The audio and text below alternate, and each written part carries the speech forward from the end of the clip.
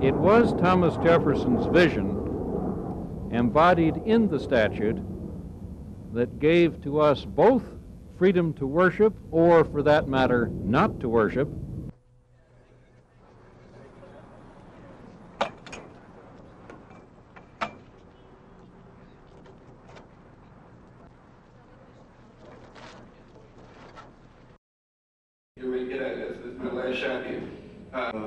Hopefully we'll see. Sometimes kids think that teachers, something goes on and on and on and be done and so forth. And we hope that the report that we produce, that will have recommendations in it, will not just collect dust, but somebody will take it and maybe try to implement some of the recommendations that we make.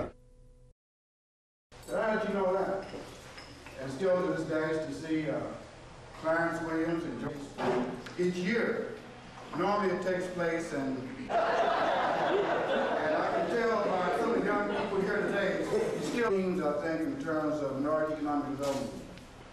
I'm talking about when he had more hair. Lots of young people. Some of you might want to be a beautician, don't work with somebody else, work with yourself. With young people. They also provide a true role model. Lots of young people. Some of you might want to be.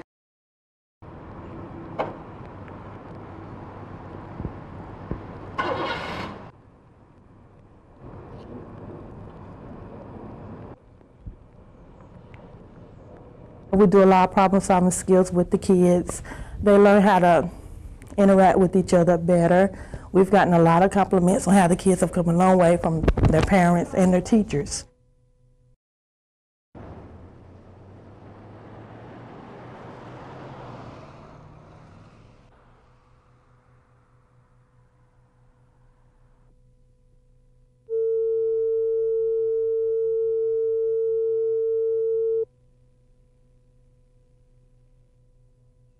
And it was real scary. And I'm not going to do a lot of talking. I'm going to let some of the teachers, assistant principal, Bill and I work together. About computers, social studies, and math, several areas.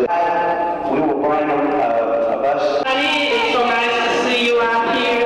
I know this is an inconvenient hour. Some social studies, 7th grade. Been there for a lot of because really we need to do something about what kinds of things we reward them for doing. Work with me in this program have put a little bit more, and this year we hope to go on.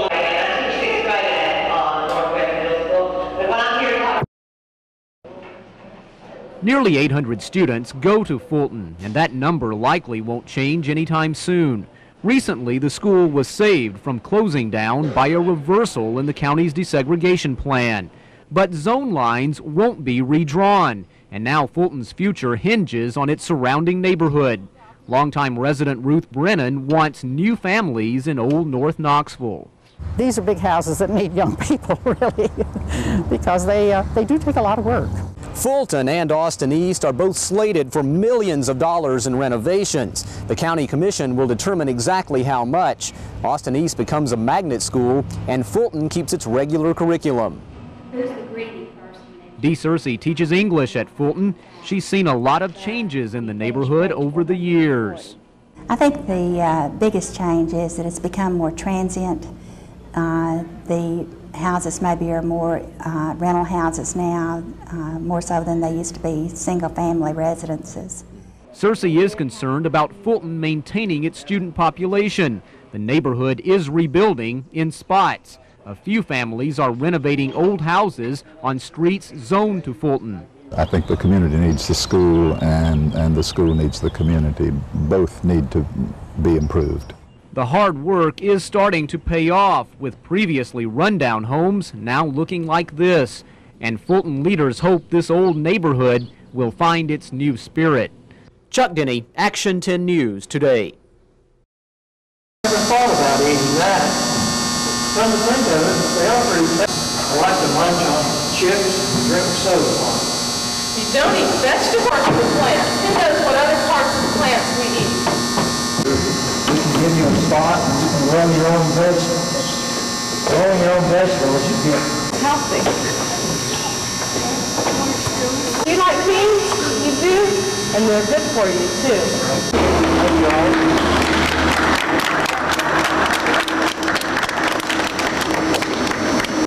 Yes, hon.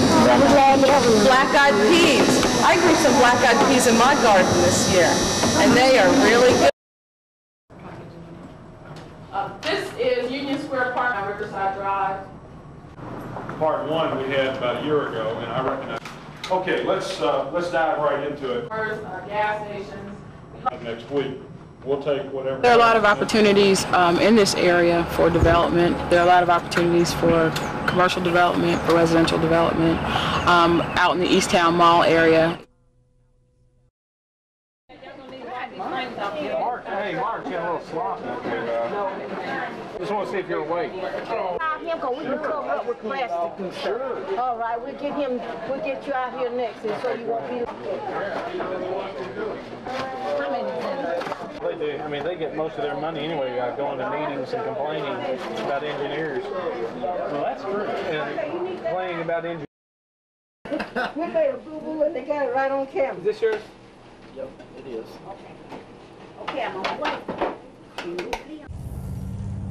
Did he? Mayday.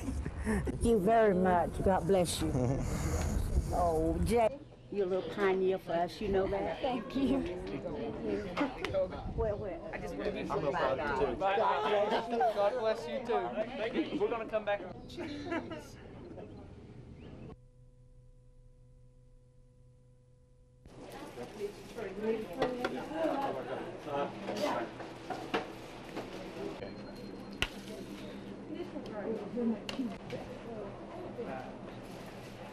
Put it right here. It doesn't matter what Bernard Taylor's doing. He can deliver the knockout punch. He's in deep trouble. Taylor is all over him. It is over. Bernard is the #1 ranked junior lightweight contender in the world. What you doing driving a truck? You a boxer. You a celebrity. You this and you that, you know.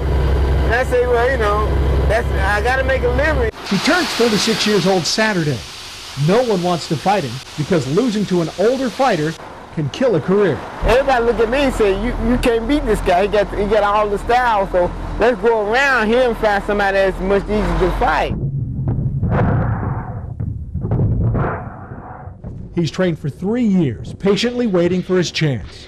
Forced to wear different gloves during the day, hauling rock to make the payments. Hey, Spanky, you got your ears on? Yeah, how you doing? I'm doing all right, Spanky. Say something to me. My schedule starts at 4:30 in the morning. I get up at 4:30 and I run 5 miles.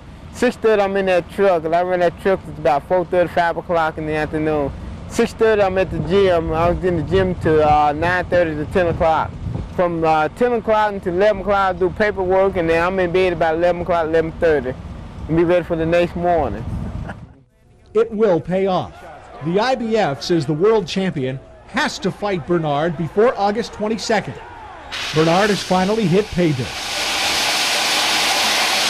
I've been patient, and thank God for letting me be patient and help me another career already started, where I can just be patient and wait on my dream come true.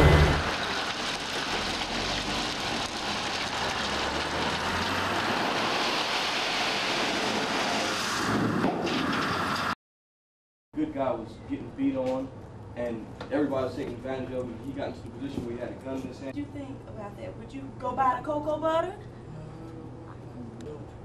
Anybody? What would you think that this is trying to say? What would that make you think? Wasn't living with his mom or dad. I was out in the streets for a while, not too long. Graduate, I want to go to college, and if everything.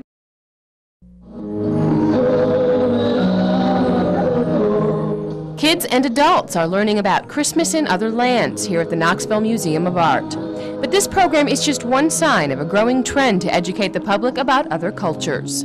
It seems to be increasingly more important as our own culture in our region diversifies. It seems like schools are having cultural fairs, cultural awareness weeks, and focusing on diversity as we become more diverse. Mommy, she has some boots too. But cultural diversity is not just being taught in schools and museums, now it's hitting the toy shelves. Over the past few years, manufacturers have been expanding their toy lines to reach a wider range of children. We have some different Indian categories. A few Hispanic dolls are in our category assortment. Obviously, we're heavily known to not just color, but also different sexes of dolls. We have a lot of male dolls, where years ago we didn't have that. And consumers are showing their interest through empty toy shelves. They can get educated by playing with their dolls, so they'll know that basically it was always white dolls, and you bought white dolls when I was coming up, and that's what you had. So now you know there's black people, there's white people, there's Asian people. Whether it's a Native American or African American Barbie, kids are learning to accept people and traditions different from their own. Stephanie Wines, Action 10 News Weekend. Complete strangers came from as far as Sevierville to see if they could help. Nick? One by one, volunteers gave their blood in the hopes of making a bone marrow match with 15-year-old Ebony Anderson. I know that I'll be able to help someone, not just Ebony, but someone else that's out there that's in need of help. Ebony has leukemia, a fatal blood disease, and needs a bone marrow transplant. So far, she hasn't found a match in the National Marrow Network, so the community and Children's Hospital rallied to get new names on the National Registry.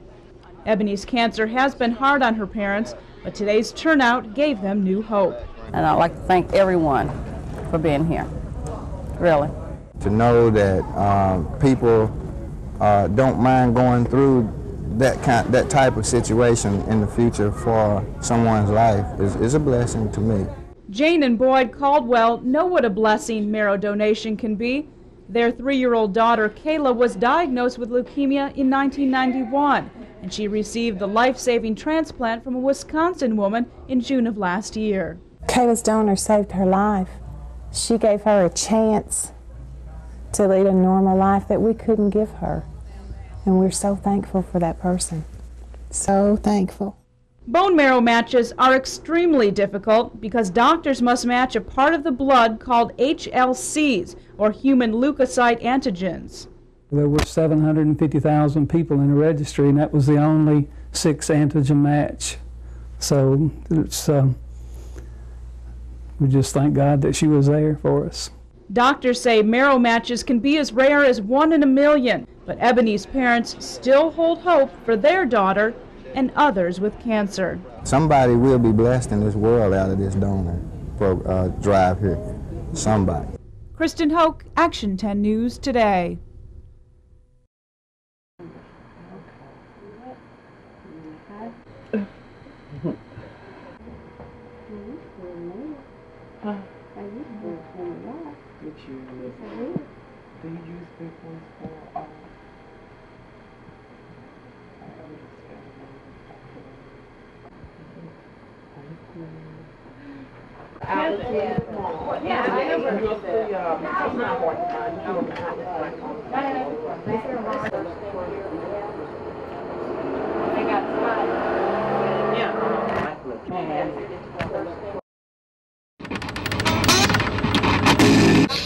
Snow on the jam, lock it in. This is AM 1340 WKGN, back on the air for 6 months now and under new ownership. But fans of hip-hop, soul, and rap music have heard that one before and have watched this station and others come and go under bad management and financial problems. Martin Marietta engineer Robert Stewart, the station's general manager, says he wants to make a go of it to meet a need. We're going to try to cover all bases, you know, an outreach, community type information. I guess that basically that's what's going to make us, to break us forward, you know, present ourselves to the community. Here's Stephanie Mills with All Day, All Night on the Jam. Lock it in. Announcers say they're not bothered by the fact that country music is the dominant #1 format in this area because they have their own crossover audience. I believe in it. All across the country, urban contemporary music is very popular. That's the best part, when people are telling you how much they're enjoying us being here. Just a little ways up the FM dial and a few miles down the road in Maryville is WCGM Radio, and they're also aggressively pursuing their share of the urban contemporary audience. Power 1120 WCGM, Maryville, Alcoa, Knoxville. There's a large audience for it. As a matter of fact, a lot of stations in this market are changing, and if you notice, they're throwing in a lot more urban music. WCGM has been on, off, then back on the airwaves for about 14 months. Operations Director Brian Holliday says he helped start several FM stations in larger cities and hopes this station can make that transition someday. In the meantime, KGN and CGM will continue to be the voice of the urban contemporary music fan. We all have our little place, and I think there's a place for the big country stations, and there's a place for urban contemporary stations also. Cassandra McGee, Action 10 News.